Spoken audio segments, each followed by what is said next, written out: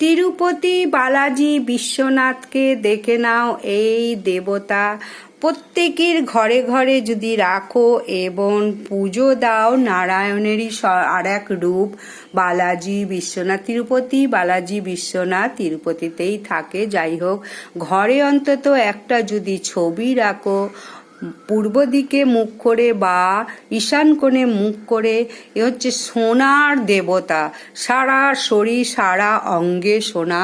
এই দেবতাকে পূজা করতে গেলে অবশ্যই একটু হলেও সোনা দিয়ে পুজো করতে হবে। সোনা দিয়ে পুজো করলে তবেই দেবতা তুষ্ট হন এবং তোমার গৃহে পুরো ভরে দেন, যা চাইবেন তাই ভরে দেবেন। এতটাই শুভ এই দেবতা বালাজি বিশ্বনাথ। তিরুপতি বালাজি বিশ্বনাথ, খেয়াল রাখো সোনা দিয়ে পুজো দিতে হয়। ভিডিওটা ভালো লাগলে লাইক, সাবস্ক্রাইব, শেয়ার করে